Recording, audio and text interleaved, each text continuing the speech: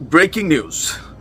মাত্র কিছুক্ষণ আগে বাংলাদেশে ফেরত এসেছেন ডক্টর মোহাম্মদ ইউনূস জাপানের সফর শেষে, আর দেশে পা দিয়েই একটা সুসংবাদ পেয়েছেন।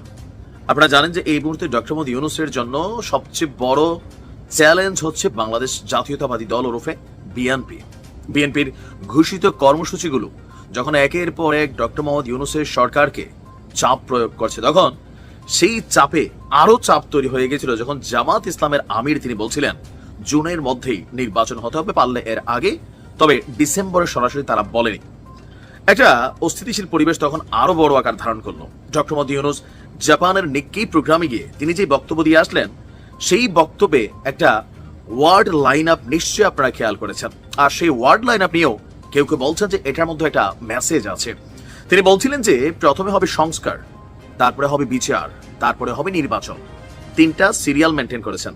সংস্কার এখনো শেষ হয় নাই, চলমান, তারপর বিচার আওয়ামী লীগের, তারপর হচ্ছে নির্বাচন। আগামী বছর জুনের পর একদিনও সরকার থাকবেন না এতটুকু আশ্বস্ত করলেও আগামী এই অল্প সময়ের মধ্যে বাকি দুইটা কাজ যেটা, এই দুইটা কতটুকু কমপ্লিট করতে পারবেন। তবে আমার ধারণা পরিস্থিতি বদলাতে যাচ্ছে।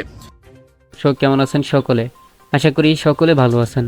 বাংলাদেশে যে উত্তেজিত রাজনৈতিক প্রেক্ষাপট এবং যেই পরিস্থিতি, তারই আলোকে আজকের এই গুরুত্বপূর্ণ ভিডিও, যার মধ্য থেকে নাঈম আলী স্যার নির্বাচন প্রসঙ্গে বেশ কিছু কথা বলল, বেশ কিছু বিষয় নিয়ে তুলে ধরল। সংস্কার ও বিচারের আগে কোনো নির্বাচন নয়, অধ্যাপক মুজিবুর রহমান। সংস্কার ও বিচারের আগে কোনো নির্বাচন নয়, হত্যাকারীদের বাংলার মাটিতে বিচারের রায় কার্যকর হওয়ার পরই হতে হবে জাতীয় সংসদ নির্বাচন। গতকাল শনিবার সকাল 10টায় কিশোরগঞ্জ জামায়াতে ইসলামী জেলা কমিটির উদ্যোগে আয়োজিত কিশোরগঞ্জ পুরাতন স্টেডিয়ামে সম্মেলনে প্রধান অতিথির বক্তব্যে দলের নায়েবে আমির ও সাবেক সংসদ সদস্য অধ্যাপক মুজিবুর রহমান এসব কথাবার্তা বলেন।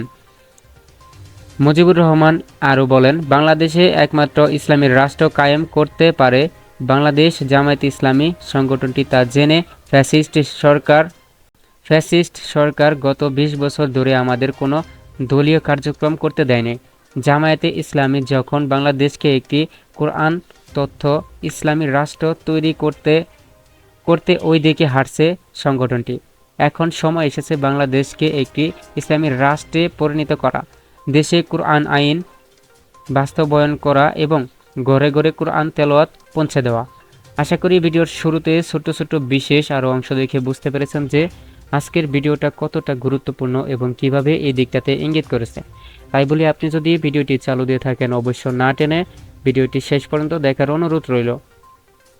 সেই সাথে আপনি যদি আমাদের চ্যানেলে নতুন দর্শক হয়ে থাকেন, তাহলে অবশ্যই ভিডিওটি লাইক, চ্যানেলটি সাবস্ক্রাইব করে আমাদের সাথে থাকুন প্রতিনিয়ত এরকম লেটেস্ট আপডেট নিউজ সবার আগে পাওয়ার জন্য। আর ইতিমধ্যে আপনি যদি সাবস্ক্রাইব করে থাকেন, তাহলে আপনাকে অসংখ্য ধন্যবাদ। আমরা কথা না বাড়িয়ে চলে যাব সেই কাঙ্ক্ষিত নাঈম আলী স্যারের বিশ্লেষণ করা গুরুত্বপূর্ণ ভিডিওটি দেখতে নিউজ স্ক্রিনে। আমরা এখন চলে যাই নিউজ স্ক্রিনে। Breaking news. মাত্র কিছুক্ষণ আগে বাংলাদেশে ফেরত এসেছেন ডক্টর মোহাম্মদ ইউনূস জাপানের সফর শেষে, আর দেশে পা দিয়েই একটা সুসংবাদ পেয়েছেন। আপনারা জানেন যে এই মুহূর্তে ডক্টর মোহাম্মদ ইউনূসের জন্য সবচেয়ে বড় চ্যালেঞ্জ হচ্ছে বাংলাদেশ জাতীয়তাবাদী দল ওরফে বিএনপি। বিএনপির ঘোষিত কর্মসূচিগুলো যখন একের পর এক ডক্টর মোহাম্মদ ইউনূসের সরকারকে চাপ প্রয়োগ করছে, তখন সেই চাপে আরো চাপ তৈরি হয়ে গেছিল যখন জামাত ইসলামের আমির তিনি বলছিলেন জুনের মধ্যেই নির্বাচন হতে হবে, পারলে এর আগে, তবে ডিসেম্বরে সরাসরি তারা বলেনি। একটা অস্থিতিশীল পরিবেশ তখন আরো বড় আকার ধারণ করলো। ডক্টর মোহাম্মদ ইউনূস জাপানের নিক্কেই প্রোগ্রামে গিয়ে তিনি যে বক্তব্য দিয়ে আসলেন, সেই বক্তব্যে একটা ওয়ার্ড লাইন আপ নিশ্চয়ই আপনারা খেয়াল করেছেন। আর সেই ওয়ার্ড লাইন আপ নিয়েও কেউ কেউ বলছেন যে এটার মধ্যে একটা মেসেজ আছে। তিনি বলছিলেন যে প্রথমে হবে সংস্কার, তারপরে হবে বিচার, তারপরে হবে নির্বাচন। তিনটা সিরিয়াল মেনটেন করেছেন। সংস্কার এখনো শেষ হয় নাই, চলমান, তারপর বিচার আওয়ামী লীগের, তারপর হচ্ছে নির্বাচন। আগামী বছর জুনের পর একদিনও সরকার থাকবেন না এতটুকু আশ্বস্ত করলেও আগামী এই অল্প সময়ের মধ্যে বাকি দুইটা কাজ যেটা, এই দুইটা কতটুকু কমপ্লিট করতে পারবেন। তবে আমার ধারণা পরিস্থিতি বদলাতে যাচ্ছে। তবে কেউ কেউ বলছেন জামাতের এমন বক্তব্যের ভ্যালুই বা কতটুকু, তারা তো তাদের এখনো যে নির্বাচনের যে নিবন্ধন, দলীয় নিবন্ধন, সেটাই ফিরে পায়নি। এনসিপির তো নাই, বিএনপি এখন নিবন্ধন আছে, তারা তো ভাই ইলেকশন করবে, কারণ তারা সব দিক থেকে রেডি। দর্শক, বিচারের আগে নির্বাচন হবে না, জামাতের এক বড় নেতা যিনি আছেন বাংলাদেশ জামায়াত ইসলামের নায়েবে আমির এবং সাবেক সংসদ সদস্য অধ্যাপক মুজিবুর রহমানের বক্তব্যে অনেকটাই তোলপাড় এই মুহূর্তের রাজনীতির মাঠ। তিনি বলছেন, যারা নির্বাচন চায়, সংস্কার চায় না, দ্রুত নির্বাচন চায়, তারা বিগত নির্বাচনগুলোর দিকে লক্ষ্য করুক। বিগত নির্বাচন প্রমাণ করেছে বিচার এবং সংস্কার কতটা জরুরি।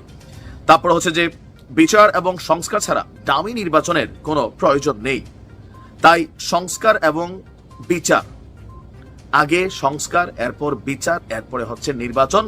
বিচারের আগে কোনো নির্বাচন হবে না। তিনি আরো বলেন, বিচারের নামে যারা অবিচার করেছে, নিরপরাধ মানুষগুলোকে হত্যা করছে, তাদের বিচার হওয়া দরকার। বিচারের আগে নির্বাচন হবে না, সংস্কার এবং বিচারের পরেই নির্বাচন হবে, তার আগে কোনো নির্বাচন হবে না। তো আমরা ডক্টর ইউনূসের কথা শুনে জামাত কথা বলে নাকি জামাতের কথায় ডক্টর ইউনূস কথা বলে, এইটাও একটা প্রশ্ন অনেকেই বলছেন, কারণ এই ওয়ার্ড লাইন আপগুলো সেম, এনসিপি ঠিক সেম লাইন আপে এই কথাগুলো বলেছে। এখন ডক্টর ইউনূসের জন্য কিভাবে পজিটিভ হচ্ছে? পজিটিভ ওই জায়গা থেকে হচ্ছে যে এই মুহূর্তে মাঠের রাজনীতিতে এনসিপি এবং জামাত অ্যাজ এ টিম হিসেবে কাজ করছে।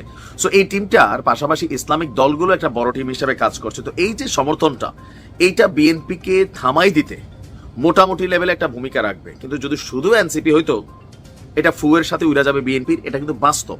কিন্তু রাইট নাও বিএনপির যে নির্বাচনমুখী অ্যাক্টিভিটি, জনাব তারেক রহমান বলছিলেন যে ডিসেম্বরের আগেই নির্বাচন করা যায়। সেইখানে নির্বাচন ইস্যুতে এই মুহূর্তে যে উত্তেজনা একটা ছড়িয়ে পড়েছে, ডক্টর মোহাম্মদ ইউনূসের জাপান সফরে গিয়ে বিএনপি একমাত্র দল নির্বাচন চাই বলার পরে দেখা গেল যে অনেকগুলো দল সেই মার্চ থেকে ডক্টর মোহাম্মদ ইউনূসের কাছে নির্বাচন নিয়ে তারা কথা বলেছেন, তারা সামনে আসলেন। বিএনপি বলছে উদ্দেশ্য প্রণোদিতভাবে আন্তর্জাতিক অঙ্গনে তিনি বিএনপিকে ছোট করেছেন, খাটো করেছেন। তো এই পরিস্থিতিতে দেশে আসবেন, একটা তো টেনশন আছেই, যাই সেই পরিস্থিতি আবার কোন দিকে যায়, ওদিকে ইশরাকের ভেজাল, এদিকে সচিবালয়ের ভেজাল, এগুলো পেন্ডিং। তো এর মাঝখানে জামাতের আমিরের এই ভূমিকা, এটা অবশ্যই ওনার জন্য পজিটিভ। তবে এটা কি ওনাদের দলীয় বক্তব্য নাকি অধ্যাপক মুজিব সাহেবের ব্যক্তিগত বক্তব্য, সেটা নিয়ে একটা প্রশ্ন থেকে যায়। তারপরেও কিছুটা সুবাতাস বইছে। ভালো থাকবেন। আমি আশা করি আজকের ভিডিওটি আপনি খুবই গুরুত্বপূর্ণ এবং মনোযোগ সহকারে দেখছেন। আজকের ভিডিওটি সম্পর্কে আপনার যদি কোনো প্রশ্ন বা মতামত থাকে একজন বাংলাদেশী নাগরিক হিসেবে, তা অবশ্যই কমেন্ট করে জানাতে ভুলবেন না। আজকের ভিডিওটি কিন্তু আমাদের মাঝে খুবই গুরুত্বপূর্ণ একটি ভিডিও ছিল, যেটি হচ্ছে নির্বাচনকে কেন্দ্র করে। আপনারা ভিডিও শুরু থেকে শেষ পর্যন্ত দেখে বুঝতে পেরেছেন আশা করি। নির্বাচন এটি একটি বেশ তথ্যবহুল বিষয় আমাদের বাংলাদেশের জন্য। আর এই বিষয়টি নিয়েই কিন্তু ডক্টর ইউনূস অনেক কথাবার্তা বলেছে নির্বাচনকে কেন্দ্র করে আজকের এই ভিডিওটির মধ্যে। তাও আশা করি আপনারা দেখে বুঝতে পেরেছেন। আর সেই সুবাদেই আপনি যদি বাংলাদেশি দর্শক হয়ে থাকেন, তাহলে অবশ্যই আমার দেশ, আমার ঐক্যবদ্ধতা হিসেবে, আমার নিজস্বতা হিসাবে একটি আমার মন্তব্য থেকেই যায়। আর সেই মন্তব্যটি আপনারা কমেন্ট করে জানাতে ভুলবেন না। আজকের ভিডিওটি আমরা প্রায় শেষ প্রান্তে এসে গেছি। দেখা হবে পরবর্তী লেটেস্ট আপডেট নিউজের সঙ্গে। আজকের ভিডিওটি আমরা এখানে শেষ করতে যাচ্ছি। তার আগে ছোট্ট একটি প্রশ্ন, আপনি যদি আমাদের চ্যানেলে না সাবস্ক্রাইব করে থাকেন, তাহলে অবশ্যই সাবস্ক্রাইব করে পাশে থাকা বেল আইকনটি অল করে দিন, প্রত্যেক দিন এরকম লেটেস্ট আপডেট নিউজ সবার আগে পাওয়ার জন্য। আশা করি বুঝতে পেরেছেন। আজকের ভিডিওটি আমরা এখানেই শেষ করে দেব। দেখা হবে পরবর্তী লেটেস্ট আপডেট নিউজের সঙ্গে। ধন্যবাদ এতক্ষণ সাথে থাকার জন্য।